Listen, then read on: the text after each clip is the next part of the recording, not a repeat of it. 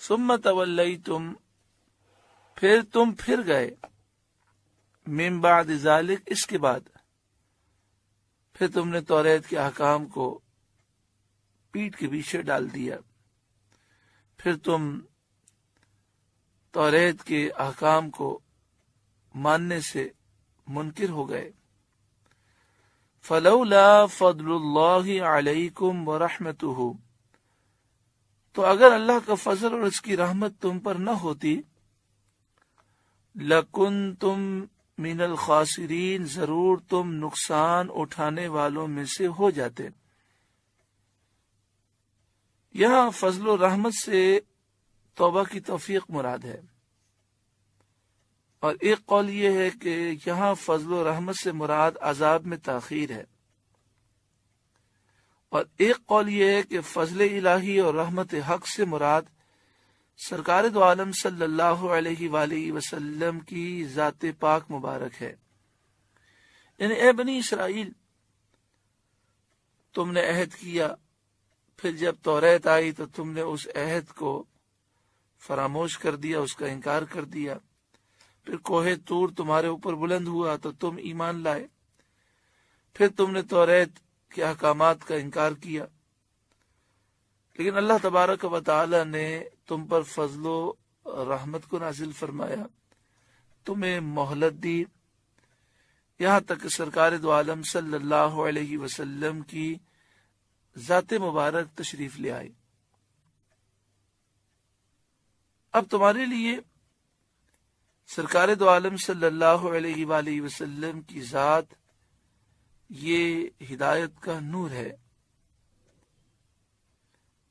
تم میں سے جن لوگوں نے سرکار دو عالم صلی اللہ علیہ وآلہ وسلم کی تعلیمات کو اپنا لیا، وہ ایمان لے آئے، جیسے عبداللہ بن سلام اور ان کے اصحاب، حضرت سلمان فارسی، ان کے اصحاب، کئی یہودی اور کئی عیسائی، تو اللہ تبارک و تعالی نے انہیں خسران سے اور ہلاکت سے بچا لیا۔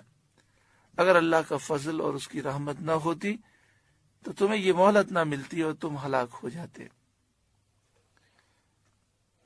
وَلَقَدْ عَلِمْتُمُ الَّذِينَ اعْتَدَوْا مِنْكُمْ فِي السَّبْتِ، وَلَقَدْ، اور ضرور بے شک، علمتم، تمہیں معلوم ہے، الذین، وہ لوگ تمہیں معلوم ہیں، اعتدوا منکم، جنہوں نے سرکشی کی تم میں سے، فی السبت، ہفتے کے دن کے بارے میں، فقلنا، تو ہم نے فرمایا، لہم، ان سے، کونو، ہو جاؤ، قردۃً، خاسئین، دھتکارے ہوئے بندر۔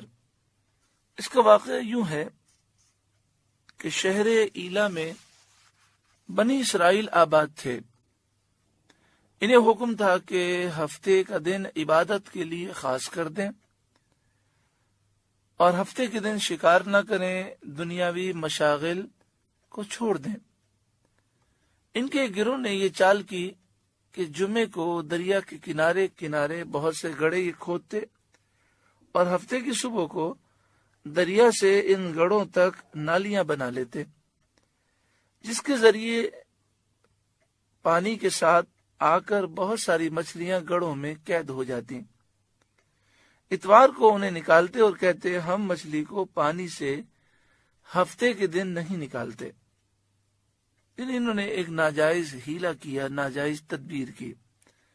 ہفتے کے دن شکار منع تھا، لیکن ہفتے کے دن مچھلیاں بہت زیادہ آ جاتی تھیں، تو انہیں لالچ پیدا ہوا، انہوں نے گڑھے کھودے اور ان گڑھوں اور دریا کے درمیان نالیاں بنا لی۔ ہفتے کا دن آتا تو ان نالیوں سے پانی گڑھوں میں جمع ہو جاتا، اور پھر نالیوں کو منہ بند کر دیتے، تو اس پانی کے ساتھ جو مچھلیاں آئی ہوتی وہ گڑھوں میں قید ہو جاتی، پھر اتوار کے دن ان گڑھوں سے نکال لیتے۔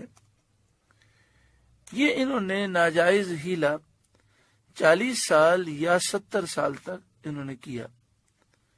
جب حضرت داؤد علیہ السلام کی نبوت کا عہد آیا، آپ نے انہیں سے منع کیا، انہیں سمجھایا کہ گڑھوں میں قید کرنا ہی شکار ہے، اور یہ گڑھوں میں تم انہیں قید کرتے ہو ہفتے والے دن، تو تم ہفتے کے دن شکار کرنے والے ہوئے، اس سے باز آ جاؤ ورنہ عذاب میں گرفتار کیے جاؤ گے۔ وہ باز نہ آئے تو حضرت داؤد علیہ السلام نے دعا کی، اللہ تعالیٰ نے ان لوگوں کو بندروں کی شکل میں مسخ کر دیا، عقل اور حواس تو ان کے باقی رہے مگر بولنے کی قوت ختم ہو گئی، بدن سے بدبو نکلنے لگی۔ اپنے اس حال پر روتے روتے 3 دن میں سب ہلاک ہو گئے، ان کی نسل باقی نہ رہی۔ یہ 70,000 کے قریب تھے۔ بنی اسرائیل کا دوسرا گروہ جو 12,000 کے قریب تھا، انہیں اس عمل سے روکتا تھا۔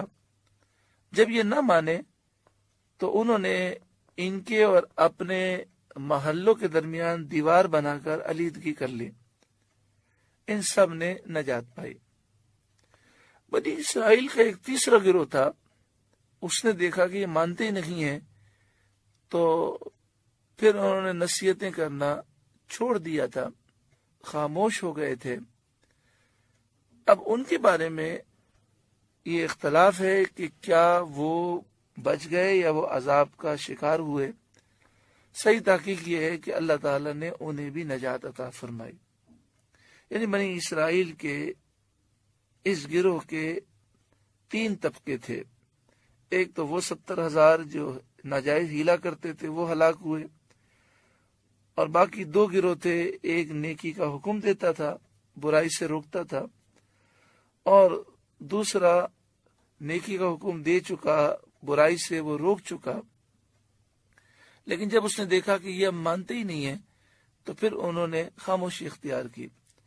تو چونکہ وہ بھی نیکی کا حکم کا حق ادا کر چکے تھے، تو اس وجہ سے دونوں گروہوں کو اللہ تبارک و تعالی نے نجات عطا فرمائی۔ اس واقعے میں بہت سی نصیحتیں ہیں۔ پہلی نصیحت تو یہ ہے کہ یہ بنی اسرائیل کے جو لوگ تھے یہ مسلمان تھے، اور انہوں نے اللہ کے ایک حکم کی نافرمانی کی، تو اللہ کا عذاب آیا۔ حکم یہ تھا کہ ہفتے کے دن شکار نہیں کرنا، انہوں نے ایک اس کا ناجائز ہیلا نکالا اور وہ برباد ہو گئے۔ قرآن پاک کی اس آیت میں عبرت ہے ہر اس شخص کے لیے جو قرآن پاک کو مانتا ہے۔ مومن کو چاہیے کہ وہ گناہ نہ کرے، کہ گناہ کی نحوستیں انسان کو برباد کر دیتی ہیں۔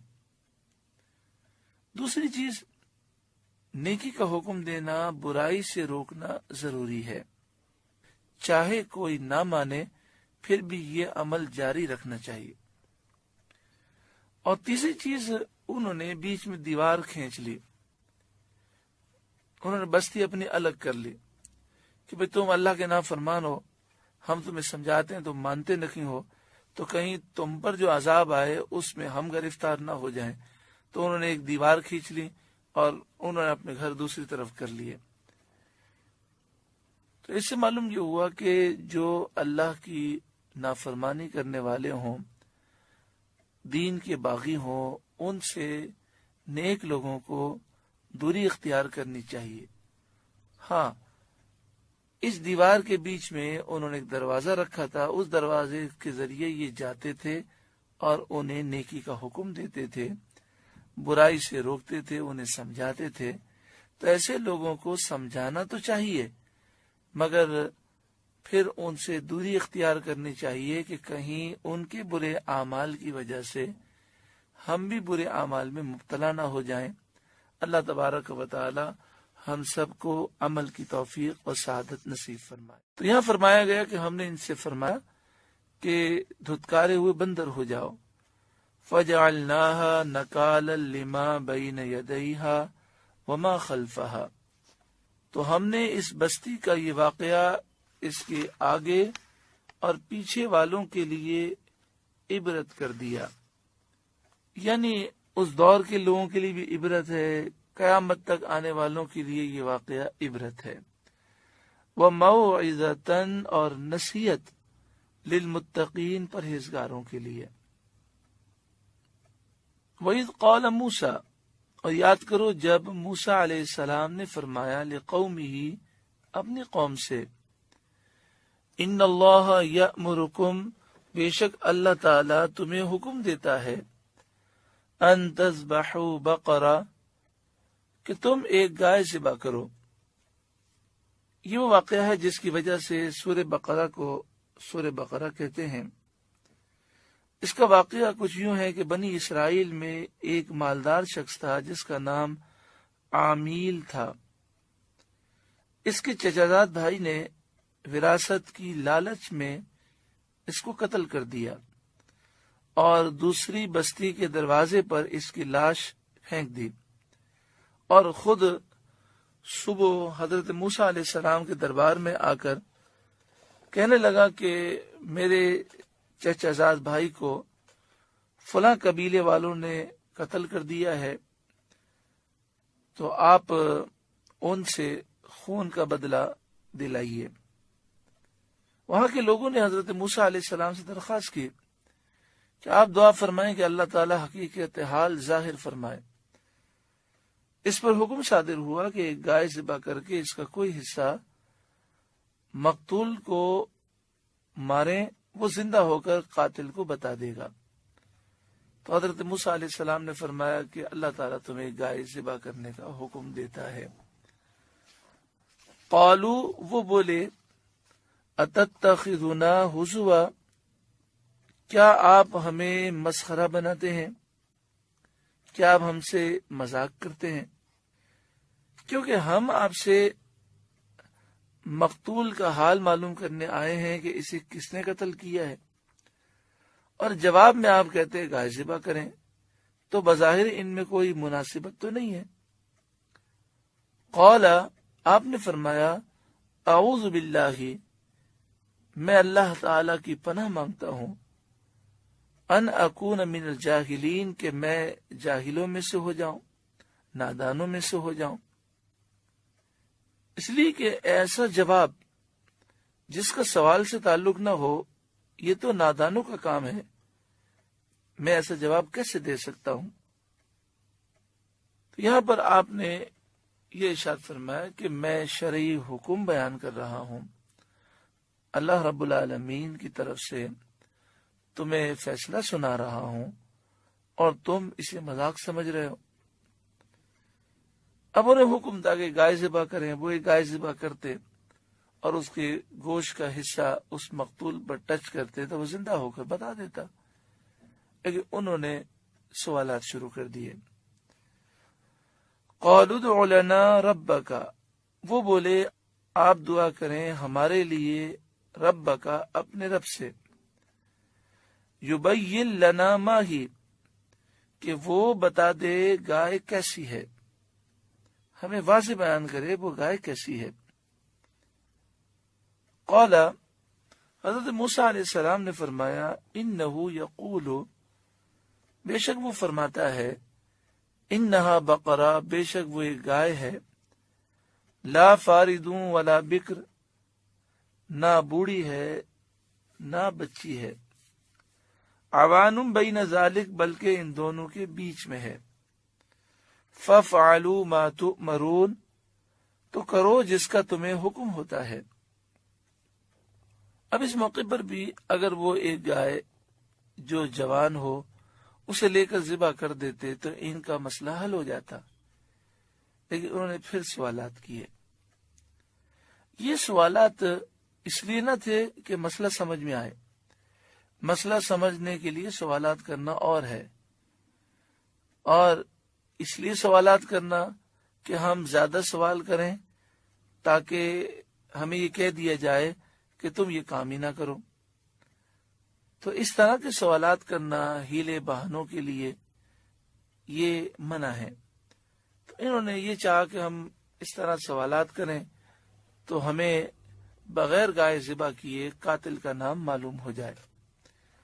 قالوا ادع لنا ربک، وہ بولے آپ ہمارے لیے اپنے رب سے دعا کیجئے، یبین لنا ما لونھا، وہ ہمیں بتا دے کہ اس کا رنگ کیا ہے، وہ کس رنگ کی گائے ہے۔